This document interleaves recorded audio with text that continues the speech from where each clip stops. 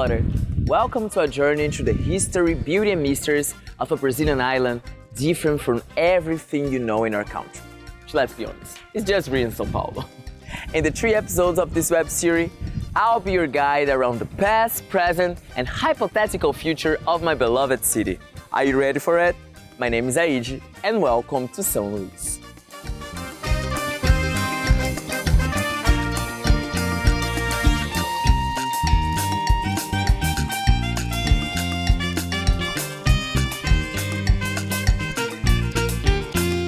São Luís, the capital of Maranhão, has 400 some years. I can't say the exact number, because it changes, depending on when you're watching this on YouTube.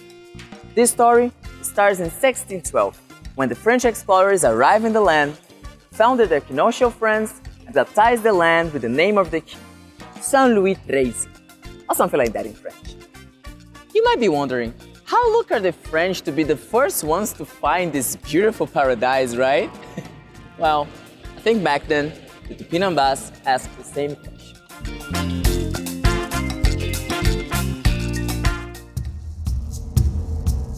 Recent archaeological research tells that indigenous groups have been living here for the last 3,000 years, eating fish and enjoying the seafood like my father still does every Sunday. Then, 1,000 years later, another human group arrived, coming from the Amazonia with the knowledge of agriculture and ceramics. Unfortunately for us, all these people were too busy cooking mandioca to have a break and vent writing. So we can't have answers for many questions you might be asking right now. Like, was São Luís already that hot in your century?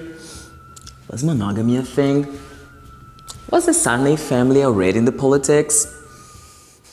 I guess we never know. The notes we have from the first French explorers in Upamuaçu, which is the Tupinambá word for big island, describe the existence of 27 indigenous villages. And some of the names remain as neighborhood names, like Maioba, Maracanã, Iguaíba, Turu.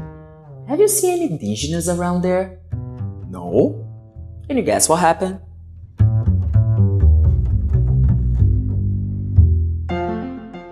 The arrival of Europeans brought a new religion to the land, a faith of a single God who shares fraternity, respect, and love to the others, unless you're gay.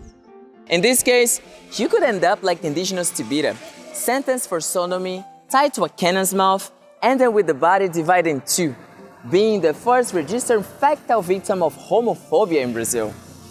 Thank God, nowadays, the religious people doesn't have these prejudices anymore and believe in human rights, right?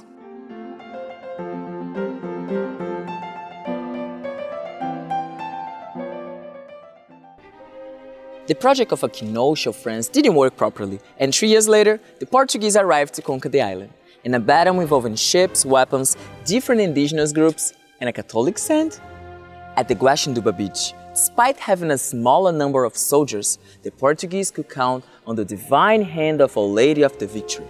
A legend says that this resplendent woman appeared in the battle, encouraged the soldiers to fight, and miraculously transformed sand into gunpowder, helping the Portuguese to defeat the French. Well, seems like God does have favorites.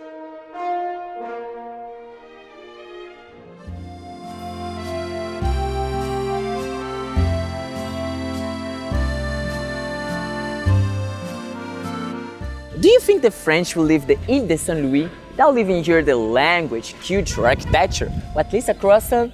Well, they did. Only after the conquest of the land by the Portuguese, the city really started to be built. However, another enemy was about to come.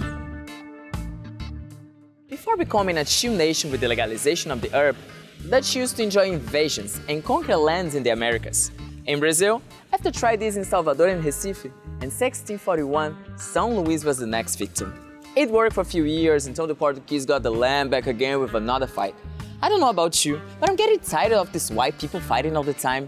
Can we talk about something else? Architecture? Good.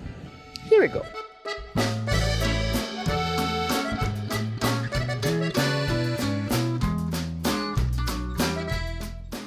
Walking around in our city center can maybe make you feel like in Lisbon or Porto, with the difference of the 40 degrees weather.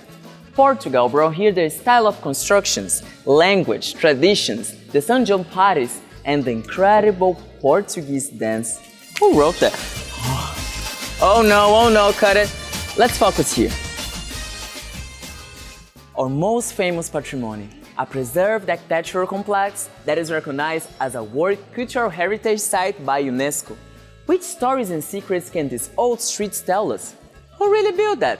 Well, in the state with one of the highest percentages of black population in the country, we are missing some characters in these stories.